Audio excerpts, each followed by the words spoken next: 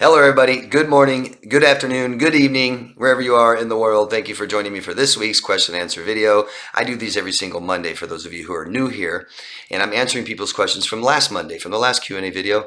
If you have a question, please go down below into the comment section, ask me anything you would like, and I'll answer it in the next video next Monday. If I miss your question or I don't understand it, you don't understand my answer, things like this, ask me again. There's no bad questions, only bad answers. I'll try to do my best. Doesn't matter about if it's repetitive. It doesn't matter if it's off topic. Anything you guys want to ask me. I mainly am here to help you guys heal from, hopefully help you guys heal from your traumas, your stresses, your bad experiences, and have better relationships, stuff like that. But you can ask me anything you would like. Thank you very much. I started a petition. I haven't mentioned lately. Again, I want you guys to know, if you haven't already signed and shared this, please consider doing so. It's Stop Narcissistic Online Bullying. The petition is change.org/stop bullies. The link will be right down below. I'll put it in the comment section, in the description box. Touch it, follow it, sign it, share it with somebody else. I would really appreciate it, and so would every single victim in the world that suffers from online bullying. Thank you. I recommend something every week to you guys to help maybe better sleep, maybe anxiety, negative thoughts, all the things associated with trauma, narcissistic abuse, stress disorder, stuff like this. This week, I'm going to recommend tabletop fountains. Yes, little fountains. You can have big ones or small ones. Kind of depends on the sound you want, how much of the water do you want to hear. I fall asleep with my fountain every night. It is, I love it. It's got LED lights in it, so I can change the color that suits me for sleep time. It helps slow my brain down, my thoughts down before bed. Now my mind's conditioned to know when the fountain comes on, it's getting close for bed, and my brain kind of stops with the day thinking and goes into sleep mode. It's calming, it's relaxing. It helps quiet our brains. A lot of us have a lot of ruminating, obsessive thoughts right now, negativity. This really helps bringing water into your life. I would recommend like fish tanks, but I'm not, because I've had many of them. And they're fun and pretty and calm and nice and relaxing to look at, but to maintain, it is stressful. Very. Anybody who's had fish tanks knows what I'm talking about. So it's not something I'd recommend, but a tabletop fountain. I've seen them as low as $20. I will put a link in the description box down below if you want to go to Amazon and find your tabletop fountain. Like I've said, I've seen them as low as 20 bucks, as much as 100, even the small ones. The size you want is the sound you want, right? You want a smaller, you don't want it too loud, you get a small one. You want it loud, you want to hear it from across the room, get a bigger one. And like I said, some of them have LED lights, which is a great way to condition your brain to say it's sleep mode. If you have like dark blue come on every night for bedtime, now dark blue tells your brain it's time to go to bed. So yeah, I think this is a great recommendation. Let me know what you guys think. So let's get into the questions. Let's see here. Where are we here? Okay, first question is from JRM. And all I ask is you guys just give us your locations. Tell us where you are. So JRM says, the subtle art of not giving a FUCK is dope. Not much of a book reader, but I read that one. It reinforced a lot of the way I already was starting to think after I ended my last relationship with a borderline. Highly recommend if you're not offended by brutal honesty, LOL. Thanks for the answer to my question. The next one is about your thoughts on healthy narcissism. You've mentioned we all have some narcissism, so what does it look like when we use it in a healthy way instead of how disordered people display it? And wonderful question. Thank you for asking. So healthy narcissism, what is that, right? A lot of us, we think, and a lot of people are misinformed, misdirected by narcissism altogether. A lot of us think that narcissism is just purely selfishness. I'm enamored by my own image in the mirror, and I look at myself all day, and I take 2 hours to get ready because I just sit there in the mirror and I can't stop looking at myself, right? And I'm selfish, and I always take the last piece of pizza, and things like that. Not so. There is negative, positive narcissism. There is destructive, as most of us watch this video know what that is. So why, narcissism is a spectrum. we're all on, and there is healthy narcissism. When I first heard this term several years ago, I was like, what do you mean healthy narcissism? What is that? Is that like the difference between cockiness and confidence? Maybe. But healthy narcissism will help you succeed in life. One that I've never seen come up that I truly believe so is a confidence factor in trying new things. That is something that can be very scary and difficult, uncomfortable for most of us. And a narcissist with NPD certainly doesn't like to do that too much. Some of them will, because you can fake confidence and gain some that way. A lot of you guys have and suffer from social anxiety. And faking confidence will help you. It'll help gain a little confidence, because confidence really comes from experience. And that's why we encourage our children to try things they haven't tried at before, that have no confidence in it yet. And so we give some courage. We encourage our children to try. And healthy narcissism will do that. We'll be less fearful and easy to break out of our comfort zone more. Things like that. I looked it up also, and the one I really like is embodying self-efficacy, persistence, and resilience. Okay, resilience. Personality disorder alone means very rigid. Okay, no bend, only break. Oh, things are getting bad. Lose my crap. Run away, abuse people. But to be resilient and bendable and form, being agreeable, meeting people halfway is another one that I've come up with. Another one I saw here is being able to admire others and accept admiration. Isn't that a good one? Narcissistic people, negative, would be always competitive. Got to knock you down because I'm down and I got to get up above you.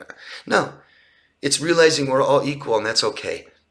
Allowing myself to be vulnerable, to put myself out there and say, it's okay to get hurt. I can handle it.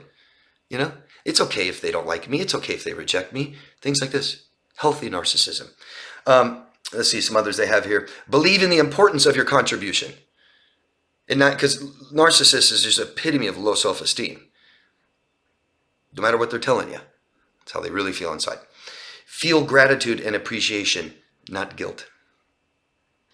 And empathize with others. That's healthy narcissism. Empathize with others. But prioritize yourself. Not always put yourself above everybody and by knocking them down. No. I understand. I feel you. Totally. I just put myself first because that's the way the world works. Okay? Those are some good ones. What do you guys think? You guys have any examples of healthy narcissism? Go down below and tell me. I'd love to hear them. Thank you for your question. Next one is from JRM again. I appreciate what you said about forgiveness. I can't even talk about her in any depth and very much of what she did unless I've had a few drinks, much less forgive her. I'm sorry, man. You don't have to forgive her.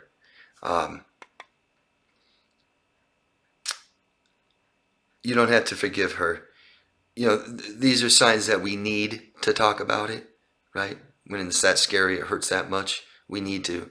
When you're ready. There's no pressure. You don't have to. You might need to. Okay? It's like you don't have to pay your bills. You might want to. You might want air conditioning, heat, right? So you don't have to talk about this stuff ever. You may need to. I know it will help when you are ready. It may help to find somebody you can trust. A major benefit of hiring someone to do this is we can trust them, and the relationship is only about this. And we don't know them, and we have to be worried about what they say or think to other people, right? They see this and hear this all day. It will help you when you're ready, okay? And I'm sorry that's how it feels now. That's too bad. Just see that that's a sign that we need to, okay? Emily Taylor from Latvia. Hi, Emily. Hello, David. I hope you and your loved ones are well. They are. Thank you very much. I hope you and your beautiful family are well too. Would you please talk about emotional affair with married men, women, and its effect on mental health? Thank you so much for bringing our community valuable content every week. I really appreciate your time. Emily from Latvia. Emily, thank you. I really appreciate your time too. Emily's been a huge supporter and contributor to this channel for a very long time. She's beautiful. and her daughters are beautiful. Thank you. Okay, and thank you for your time for asking these questions and letting me know what you think afterwards. Would you please talk about emotional affair with married people and its effect on mental health? It's extremely damaging. Extremely damaging. First, there's psychological reasons why we date married people. That's important to understand. There are psychological reasons why we do this. And Emily, I'm going to do you better, and I'm going to make a whole video about this because this is just extremely common. I mean, when we're talking about narcissism, narcissistic people, people with narcissistic personality disorder, they still have lives. Yeah, they still work. They still get married. They still have children. They still have some kind of friends or associates, contacts, what you want to call them. And so this happens. This is extremely common. I've been coaching for 6 years now, and I can't even tell you how extremely common this is. Major problem. And so there's psychological reasons to understand why people pursue married people. It's different for men and women. There's also reasons that married people cheat. Okay. And I'm going to get into that and the damaging effects of this on our mental and emotional and physical well-being. Physical too. It can cause disease. So I'll make a whole video for that, Emily. Okay? Thank you. I said in the comments I'll do it this week, so I held myself. I committed to that. I'll try to make it this week. Thank you. But just to touch on some of this, I mean, relationships with unavailable people, relationships with people that won't commit, relationships with people that are not honest, that have to lie to you, that lead you on, make fake promises, unkept promises, all this stuff. Yeah, it's just stress. All of this, guys, the reason you're watching my videos and looking up keywords about your relationships, your experiences, it's all stress. It's stress. We let it go on too long, maybe, and then it really damages us. And it could be with our husband who never cheated on us, that just abused us and neglected us. And it could be our boyfriends or girlfriends that were married and never committed to us. Stress. Not getting what we need. Always being second place. Never being equal. Lots of damage this causes. I'll get into that this week. Thank you. Next one is from Salema from France. Hi, Salema. I completely agree with you, David. Forgiving is a part of healing. I need to be more specific. As soon as I made a clear distinction between the abuse of my mom and the abuse of my dad, I moved ahead in my healing journey. I was no longer trapped in is it all my mom's fault or is it all my dad's fault? I was no longer a part in a shapeless chaos. I could see clearly. To be able to discriminate mom's abuse from dad's abuse allowed me to understand where I stand in the map of my traumas. And so I realized that I forgive my dad, but not my mom. Not yet. Now, I'm asking myself, what about being more specific regarding all the different abusers? Then I have a more detailed map of my traumas, and then I know who I want to forgive to whom I want to give some compassion, to whom I will give empathy, pity, or nothing. David, do you think that having a specific view of the different traumas can help the victim? Yes, it can. So we're all different. We all react differently, and our journeys are different. Things like this, right? So it's never yes, it can, everybody, or no, it can't, everybody, anybody. It can very much so. Some of us don't need to. Some of us don't need to focus on every detail, and some of us do need to. So that's a personal decision and choice that you need to make, and all of you guys need to make. Some of the benefits of this is alleviating our own guilt and shame, our own responsibility, things like this. If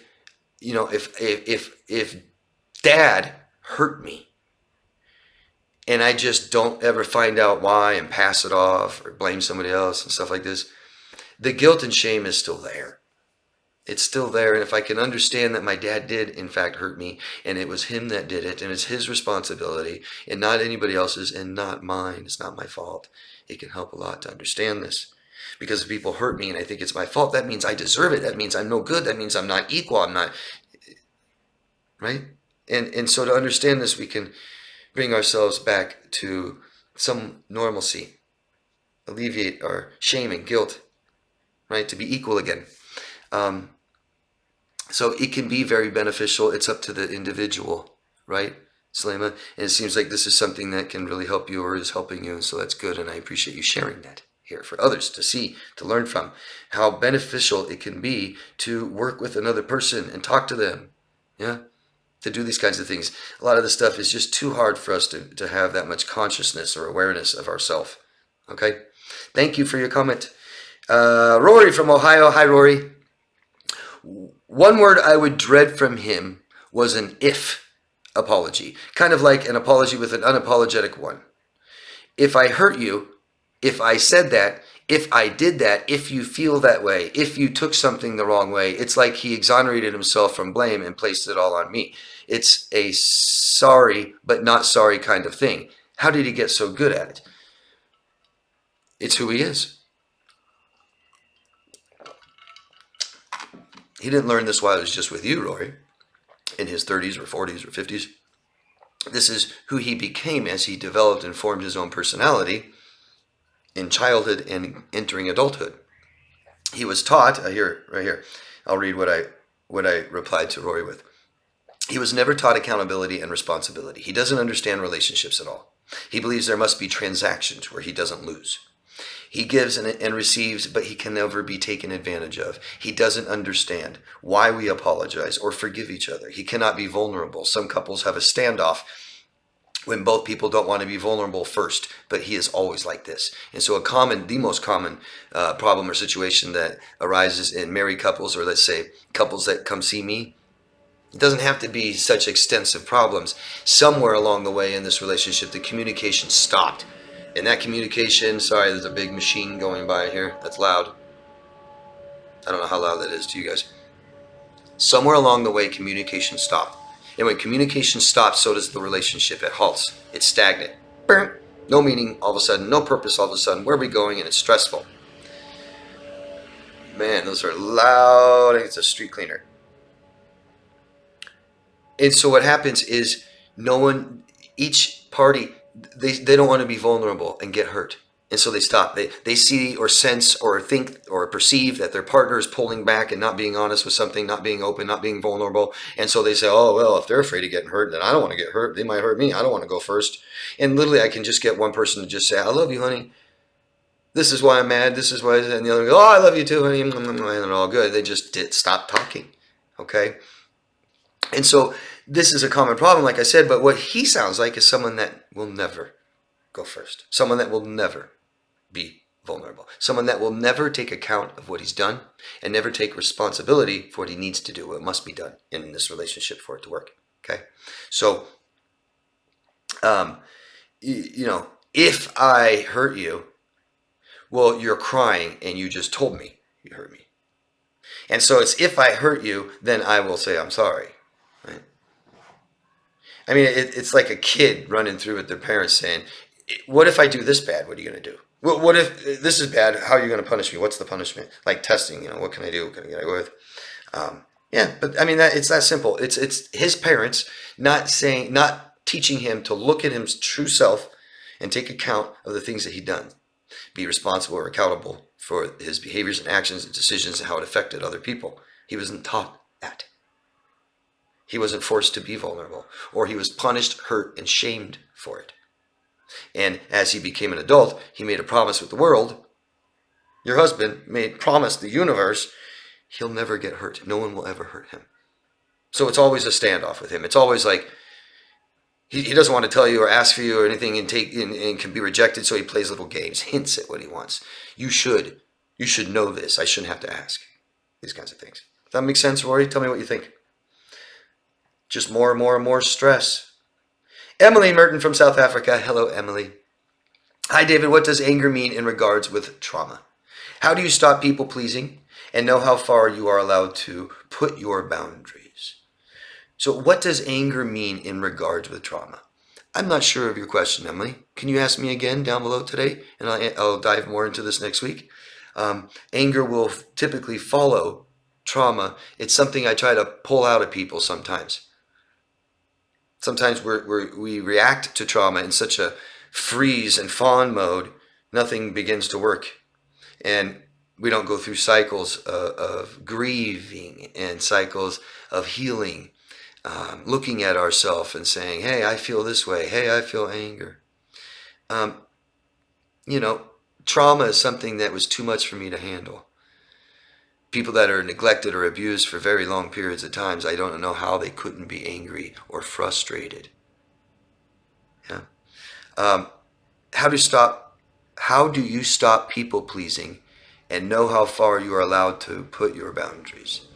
And so, God, there's the street sweeper again. I guess it's gonna double back.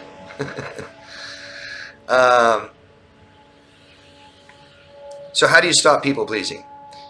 Start having, and this is something that I just said a little bit ago. Stop having interactions where there's a transfer of something, where you have to do something for somebody, or at least to even get what you want. Okay. And so realize, and this is really about autonomy, big time, is I have my own needs, my own wants, my own feelings, and I am, I take care of myself and I make myself feel better. You have to understand that if I hurt your feelings, all I can do is say, sorry, I won't do it again. But I cannot make you feel better.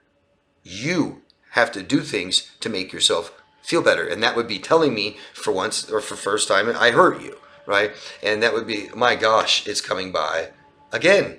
I feel like starting this video over. I don't know, I hope it's not very loud on your end, but I have a street sweeper making its 4th run by again on a little street. Insane. I hope that's not too loud for you guys. But we have to have our own autonomy in relationships, and I have my own feelings and emotions. Okay, and so that's what boundaries are. Boundaries is my comfort zone, and so it's not how far can you put out your boundaries, and I'm not quite sure what that means the way you're wording that. How far you are allowed to put your boundaries. You're not allowed to get any closer to me, or you're not allowed to walk 10 miles that way. You know what I mean? I don't know. Your boundaries are your comfort zone. For one, we protect ourselves, and it's also to get what we need, right? So boundaries are with people we're forming relationships with, beginnings of interactions with, stuff like this. And I'm telling you that that's uncomfortable. Please don't say that anymore. Please don't go there. I don't want to answer that question anymore. No, I don't want you to get in my car or my house yet. But also, if I love you, you may be too far away from me. So I'm going to communicate with you what my comfort zone is, and you are outside of my comfort zone. Can you please step closer and be closer to me? Okay? I feel too distant from you. You're allowed to put your boundaries as far as you want. To tell people not to do something, to ask them and to describe them how it feels. Hey, that makes me nervous. Can you take a step back? And that's emotionally. It's not just physical to stay safe. I don't want to go there. I don't wish to talk about my divorce with you yet. Is that okay? Thank you. Yeah, I know you're asking me, and it's okay. I understand you're asking me questions about my ex-husband, but I just don't wish to talk about that right now with you. Okay, thank you. That would be putting out a boundary. I don't know how much further out you're talking about. Can you rephrase this question, Emily? Could you ask me in a different way so I can help you better? I think we get boundaries and walls confused. Boundaries like, no, you can't do that to me, and I told you not to do that to me. How far can we tell people what they can't do? Well, you're allowed to tell anybody what they can't do to you, right? Boundary isn't anything else about what they do in their life. See, I'm having troubles understanding your question, so I'm imagining you're having troubles understanding my answer. Can you find a different way to word this, Emily? Thank you. Carissa from South Carolina. I don't know if it's Carissa or Chrissa, because the name of your channel is no A in it. It's just Chrissa. And then you said, hi, David, it's me, Carissa from South Carolina. So I don't know if it's Chrissa or Carissa. I work with my brother-in-law, and it's hard hearing him cussing all the time. He says things, but he says things but do the opposite, or plan things but end up not doing it all the time. And he changes his mind all the time and has bad anxiety and depression, unable to focus. This person had childhood trauma, but it's getting hard every day at work. They have a child. I'm just worried about my sister. I'm sorry, Carissa or Carissa. That sounds stressful. You asked me, and I don't know if it's here. Let me see something, because now I remember. Well, I remember you asked me, do I think he's borderline? Yeah, I don't know where that went. I don't see it anymore. But I remember you asked me, do I think he's borderline? And when people ask me, there's no way for me to tell. It'd be dishonest, disingenuous. It's not my place. If somebody tells you, if somebody reads a question from somebody they don't know and say, oh yeah, they're borderline, they have personality disorder, they don't know what they're talking about. It's a spectrum we're all on. It's borderline-ish. I don't know how much that helps. You said it though, childhood trauma, and these are all displays that he's been traumatized. Yeah, maybe a stress disorder, maybe PTSD. I'm just saying maybe, again, you can't diagnose someone with a personality disorder, can't diagnose someone with a stress disorder, and I'm not even a freaking doctor, I'm just a life coach. But these behaviors are very concurrent with stress disorders and possibly personality disorders. Both. People must very commonly have both. Some of the things that stood out to me the most was like can't finish things. That is such a common trait with people that have borderline personality disorder, that they start and don't finish things. But that's also something that comes with trauma. The anger and the emotional outburst, that's stress disorders and BPD. Anxiety and depression, all of it, it's all, you see. So BPD has personality disorders have very very distinct criteria. So you can't just tell me someone's done one or two things and does that mean they have a personality? But you know he has childhood trauma, and everything else shows that he's not healed from it. How's that? What it has developed into, I don't know. But what's important, Carissa, is you. Not him, not your sister, not what would be your nephew or niece, their child. I understand that's important, but most important has to be you. Carissa, don't take this. People act like this in public only around the people who accept it. Very important to understand. You put your foot down and stop accepting this right now, then he's got to stop doing it. Something will happen. But don't accept this just because he's your brother-in-law, just because you had childhood trauma, just because, no, because they have a child. No, it's unacceptable. And it sounds like your sister accepts it. That's you have no control over that. She doesn't have to. That's her choice, her decision. We have to respect it. You don't have to accept it in your life. You can tell your sister, I can't be around him. But stop talking to him, stop trying to change him, stop trying to help him, and just stop accepting the behavior. You can't act that. Stop being nice and asking, saying you're not allowed to act that way around me. I don't like it. It causes me stress, distress, anxiety. Stop. You're not allowed to act that way around me. You're not allowed to treat me that way ever again. Do you get that? I mean, is there a boss you can talk to? Because you have to understand, he's the one doing it, not you. Right? If someone's harassing me and bothering me and contacting me every day, and I go to the police and make them stop, that's not me. I know it's not nice, it's not a fun thing to do, but I'm not going to accept it because calling the police is mean. Do you get my point? He has, I don't care if he's in control of his behaviors or not. He's not allowed to act that way around other people. He needs to be told that. I'm guessing he doesn't act that way around everyone. There's got to be someone he doesn't act that way around, right? You don't go out with him, or he doesn't go out at night to a bar and act that way around everybody, It takes some time to see if they'll accept it, like you and your sister. In the common denominator, right? If both of you accept this stuff, maybe there's something, maybe he's kind of like dad. Something to think about. But accept who he is, accept what he does, accept your sister's marriage to him and all this stuff, but stop accepting it in your life as much as you can. And I know that's not easy, and I'm sorry, and I'm not trying to put more pressure on you. I just don't want to see people living with this. The stress causes problems, it's damaging, can cause disease over time. And we've got to learn how to protect ourselves, learn how to have boundaries and tell them to stop. The best way to start is just telling him to stop and not ask anymore. Okay? But you being quiet and excusing him and stuff like this is simply telling him it's okay to continue to act this way. Okay? Let me know if I answered your question. Thank you. And Emily from South Africa again. Hi, Emily. Maybe if I am a famous composer and scored a lot of movies, then I will be happy. Something feels wrong with me, with my life. I have already successfully completed animation projects at work, but still feel empty. I don't hope after all the work. And when one day I actually get there, I still feel the same. I'm supposed to feel happy, but nothing I do really changes how I feel. I'm doing something wrong, but don't know what. I'm sorry, Emily. I'm sorry. Sorry for how you're feeling, okay? We got to try to make ourselves feel better. The problem here is you're focusing on what you're doing or what you're not doing.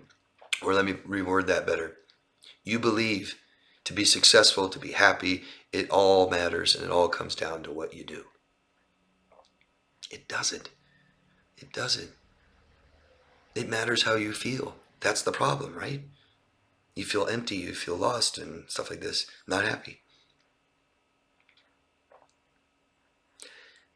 It's not about finding the right thing to do, or I need to work harder, or I need to make money, or I need to be more successful in my business. I need the right career. Those things matter. I'm not saying they're completely insignificant. But what is significant is how you feel. You want to feel better. Maybe if I did this, I will be happy. Something feels wrong with my life, but I have done things. I've worked hard. I still feel empty. I don't have hope even after hard day's work. I'm supposed to feel happy. No, you're not. Nope. You're not supposed to do anything or feel anything. But nothing I do really changes how I feel. I'm doing something wrong, but don't know what. I don't think so, Emily. I don't think so. What's really important in our life is not finances. It's not work. It's not things that we do. It's not our job and our careers. That's not the most important. People that hold that the highest of importance feel just the way you do. I mean that. And that could be from the President of the United States to the janitor at your high school. If that's all that matters, life is meaningless. Life has no purpose. I feel empty, bored, stressed, unhappy, unfulfilled. It's the midlife crisis. And that's, I'm taught what I do makes me happy. So I will go do, I'll get a degree, go to school. I'll get a career, I'll do. I'll start a family and get married. I'll have children. I'll buy a house. And then once I do these things, I'm happy. But what if I'm not? And there's nowhere else things to do. I'm going to tell you what matters to me and most people. That's relationships that we have with others. Okay? Friends, family, loved ones. Connecting with them. Having our needs filled. Meeting other people's needs. Getting what I want. Knowing what that is. Feeling good about my life. If I do the same mundane thing over and over again, life passes me by. That's when life goes by the fastest. Trying new things and going to new places and meeting new people. All of a sudden life slows down. A year is a long time. I did a lot of things. I met a lot of people. Your social life and your relationships are more important than work. And once you prioritize it that way, life becomes more comfortable. If you do it the opposite and prioritize work, it's never enough. It's never enough, and you're putting down what's really important to us and what we really value. It's not people, it's relationships with them. If you know what you need and you know what you want and you know how you feel about everything, you're very opinionated, and you stay true to your values, this will guide you in life. Because career and education and family and things like this, that's not who we are. That's what we are. And you're focusing on what you are instead of who you are. Okay? And you know, real big indicators is, you know, I'm supposed to feel this way. I'm supposed to be happy because of what I'm doing. That's what you thought. That's what you were taught. That's what you were programmed to believe. And you're on the road to a midlife crisis. Right? I know you're young, Emily, and you're in your early mid-20s. And so it'll take you some time to get a college degree, to get a career, to get married, to have children, to build a house. If you believe that's what's important to you and that's what will make you happy, you're going to find out in your mid-40s you're wrong. It's good to find that out now. Okay? What's important to you? What do you value? What do you want? What do you need? Pursue those things once you find that out. Okay? Good luck, Emily. It's okay. You're young. And, you know, even people that haven't been traumatized or stressed or abused their whole life in their childhood or had great childhoods, they don't know what they want. And they don't know what to do either at your age. It's okay. Salema from France again. That's what it says. Hi, David. Salema from France again. What is your spirit animal? You know, I've been asked this a lot, and I thought it's fun, you know. And years ago, I decided my spirit animal are bulls. For one, I just love bulls, you know. But that's how I think of myself. I tackle things head on. If you mess with the horns, right, you get the bull. Poke me enough. Beautiful, strong, integrity, courage. Love it. I love bulls. But I also love deer and small birds are some of my favorite animals. Kind of funny, huh? What's your spirit animal, Salema? What are your guys' spirit animal? That'd be fun to know. You guys, if you can, go down there and list what your spirit animal is. I think it's interesting. You know, when we're younger, it's, you know, I'm a cat, you know, I'm a lion, or I'm an eagle, you know, what they represent. But what do you guys really connect with? Thanks for asking. And Rory from Ohio again, not getting notifications. And I said, that's the only thing YouTube does that's consistent. I'm being shadow banned, guys. I've been shadow banned for at least a couple years. My channel used to do really well, and it will switch in hours, minutes. Go from thousands of views from the video I just posted to the next video goes down to a couple hundred. All of a sudden. And I mean, it'll be consistent, well, and all of a sudden, overnight, boom. And my comments won't stick. Your guys' comments won't stick. You'll vote up or down and that won't stay. And you'll share me and you can't find me. Or the best is when you look me up and you type my name in, you'll find you'll find my stalker and all their crazy videos instead of mine. You know, those will come first because I'm being banned. I'm being banned for stupid words that I'm saying that I have to say to help you guys understand your experiences. Things like trauma, child abuse. See, now this video won't do well. I'm not gonna just sit there and form a new language of words that I can't say, and then, you know, somebody suggested say violin instead of violence. I've been doing it, but I can't stick to it. It's getting crazy. But anything you guys do to support will help that. Okay, activity helps. I'll start getting better and better and better, and all of a sudden, boom, it'll be something else I said, something else I did. So, you know, sharing, liking, and just commenting and stuff like this, it really helps. I appreciate you guys. Thank you very much. I think that is it for this week's Q&A video. Dun, dun, dun, dun, dun. Yeah, that is it. And thank you guys. Please Ask questions, okay? I'll answer them next week. Let me know what you guys think. Keep a little rapport here, right? And always love yourself first, okay? Have a beautiful week. I'll see you next week. Bye.